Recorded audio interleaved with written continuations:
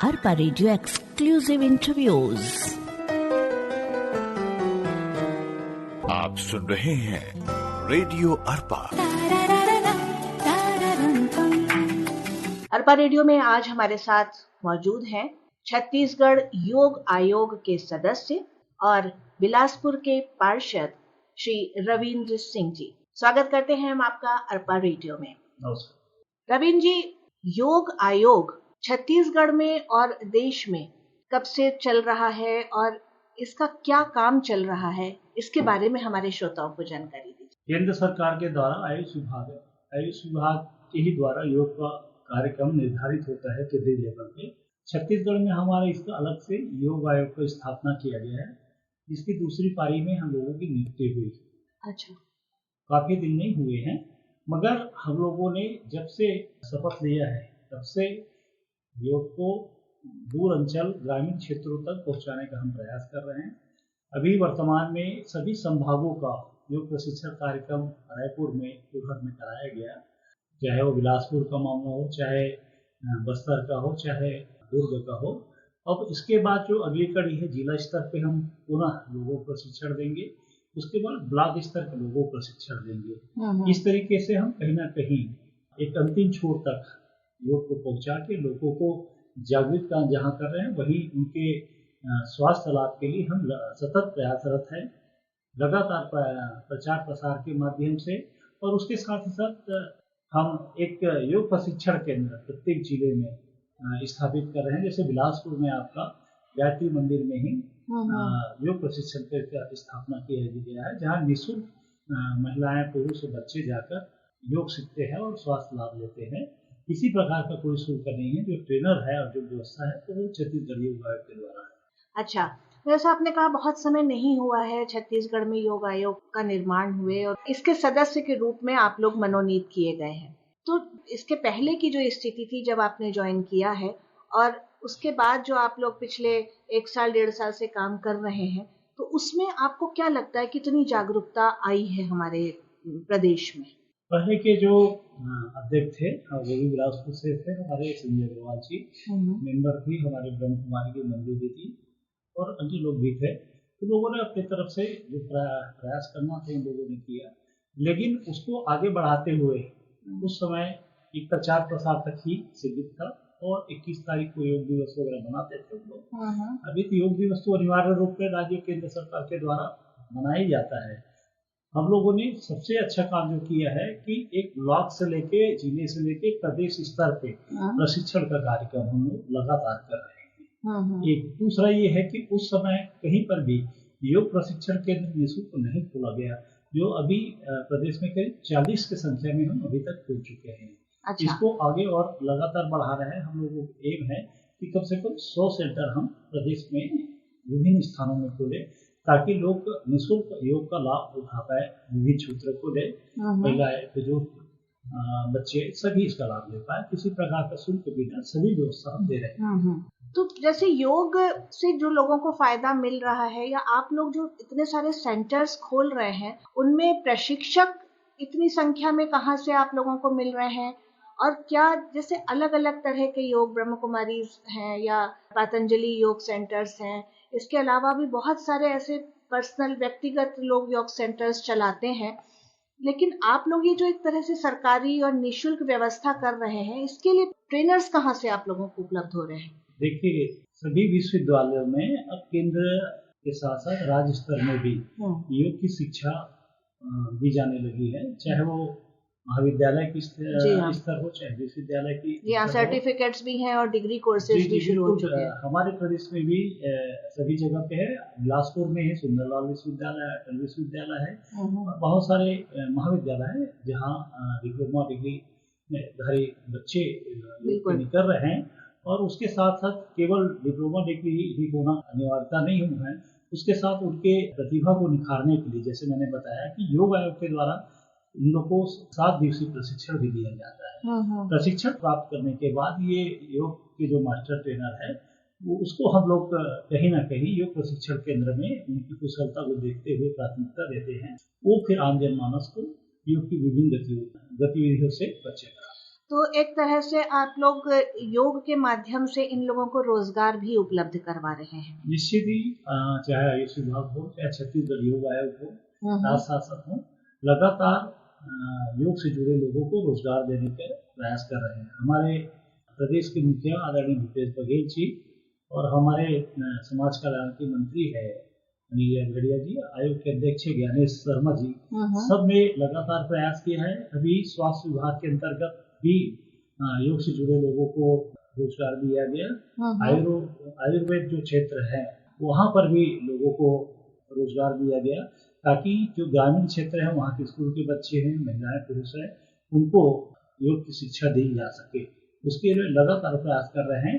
आप प्रत्येक छत्तीसगढ़ के जितने ब्लॉक हैं उसमें आप पाएंगे ब्लॉक में 2-2, 3-3, 6-6 स्थान जहाँ पर चयन करके वहाँ पर स्थायी रूप में उनको रोजगार दिया गया है और वो लगातार काम कर रहे हैं। तो रोजगार के साथ साथ एक जागरूकता लाने की भी जरूरत है कि हर केंद्र में उस क्षेत्र से जुड़े हुए स्त्री, पुरुष, बच्चे सब पहुंचे और सारे लोग उस चीज का फायदा उठाएं। तो वो आप लोग कितने % अचीव कर चुके हैं? देखिए, लगातार कार्यक्रमों के माध्यम से तो प्रचार प्रसार चल ही रहा है। इसका हम लोगों ने बुक भी प्रकाशित करवाया है योग आयोग के द्वारा, और समय समय पे जो इलेक्ट्रॉनिक मीडिया है, प्रिंट मीडिया, उसके माध्यम से, कार्यक्रमों के माध्यम से, पुस्तक के माध्यम से और हैंडबिल वगैरह प्रिंट कराकर लोगों को पहुंचा रहे हैं, लोगों को जागरूक कर रहे हैं। और इसी कड़ी में जैसे मैंने आपको बताया कि जो योग से जुड़े हैं उन टीचरों का सम्मान करना, प्रशिक्षण देना, प्रतियोगिता कराना इनके बीच में, ये ब्लॉक स्तर से प्रदेश स्तर तक विभिन्न स्थानों में समय समय पर हम लोग आयोजित करते रहते हैं। तो अब हर केंद्र में लोगों के पहुंचने की संख्या धीरे धीरे बढ़ती हुई दिखाई दे रही है आप लोगों को? बिल्कुल, संख्या में अधिक बढ़ोतरी हुई है और कोरोना कार्यकाल से लोगों में और ज्यादा जागरूकता देखने को मिल रही है। कहीं न कहीं हम अपने साथियों को, परिवार के सदस्यों को, तो उसके बाद से काफी जागरूकता आई है। युवा पीढ़ी भी अब आगे बढ़ के योग सीखना चाहते हैं। परिवार के सभी सदस्य, महिलाएं, बुजुर्ग योग सेंटर में अधिक से अधिक संख्या में दिखाई दे रहे हैं और उनको स्वास्थ्य लाभ भी मिल रहा है, चाहे वो पेट का प्रॉब्लम हो, कमर का हो, घुटने का हो, और बहुत सारे जो तकलीफ है लगातार योग करने से उन लोग को फायदा दिखाई दे रहा है। इसीलिए योग के दौर में लगातार जुड़ते जा रहे हैं। अच्छा, बहुत से लोग अपने घर में योग करते हैं, कुछ आधा सीखे हुए, कुछ नेट वगैरह से देख करके, और ये जो एक हर जगह पे सामूहिक आयोजन हो रहा है हर रोज का, जिसमें आपस में मिल रहे हैं, एक दूसरे को गलतियां भी शायद बताते हों और सुधारते हों, तो उसमें आपको क्या फर्क लग रहा है? कोई भी शिक्षा हो, चाहे योग की शिक्षा हो या अन्य क्षेत्र में, बिना गुरु का सही ज्ञान प्राप्त नहीं होता। यदि घर में योग करते हैं तो अच्छी बात है, लेकिन यदि सही ढंग से नहीं करते हैं तो उसका गलत असर भी हो सकता है। इसलिए मैं सजेशन दूंगा, निवेदन करूंगा साथियों से कि वो प्रशिक्षण केंद्र में जाए और एक जो प्रशिक्षित व्यक्ति है उनसे ही सीखे, ताकि जो उनका लक्ष्य है वो पूरा हो सके। क्योंकि बहुत लोगों के दिमाग में ये होता है कि योग कर रहे हैं हम, तो जैसी भी चीजें उनको पता है कि हमको हर जोड़ को हिलाना है, क्या करना है, लेकिन किस बीमारी के लिए कौन सा योग नहीं करना चाहिए और क्या किस तरह के आसन नहीं करने चाहिए, वो सारी जानकारी होना भी बहुत जरूरी होता होगा। बिल्कुल सही बोल रहे हैं आप। इसीलिए मैंने कहा मास्टर ट्रेनर जो होते हैं उनके माध्यम से, उनके मार्गदर्शन में यदि योग करते हैं, वो सभी चीज के ज्ञाता होते हैं, वो जानकारी देते हैं कि क्या चीज करने से कौन से रोग में फायदा होगा। वही यदि कोई रोग आपको है तो ये कठिन योग ना करें, उस सब चीज की व्यवस्थित जानकारी देते हैं।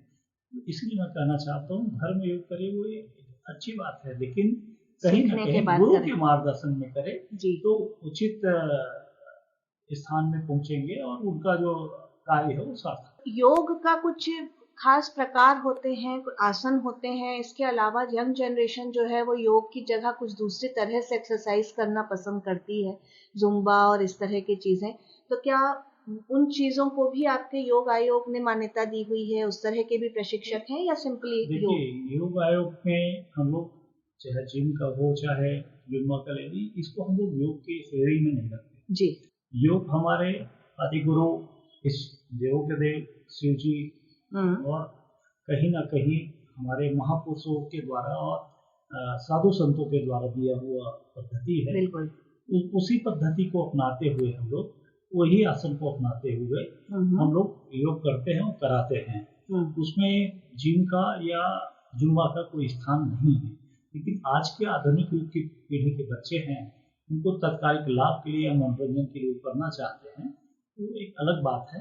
लेकिन योग करना है तो उसकी एक विधि है, उस विधि से उनको लाभ मिल सकता है। जी हाँ, गुरु के सानिध्य में रहकर और सही तरीके से करें उन चीजों को। भले ही वो किसी भी चीज को अपनाए, ब्रह्म कुमारी इसके साथ जाएं या पतंजलि योग में जाएं या किसी प्राइवेट योग प्रशिक्षक के पास जाएं और या योग आयोग द्वारा आयोजित अलग अलग जो सेंटर्स बनाए जा रहे हैं हर ब्लॉक में, वहां पर जाएं, लेकिन सही तरीके से योग करें। रवीन जी, जैसा 21 जून हर साल मनाया जाता है योग दिवस के रूप में, लोग उस समय अचानक जागृत हो जाते हैं और थोड़े दिन करते हैं, हफ्ता 10 दिन करते हैं और उसके बाद फिर ढीले पड़ जाते हैं। तो योग की नियमितता के बारे में आप देखिए, कोई भी पर्व हो, उस पर्व को मनाने के लिए जैसे हम लोग दीपावली दशहरा मनाते हैं, उसी तरीके से योग पर्व के रूप में हम 21 जून को चुने हैं योग दिवस के लिए।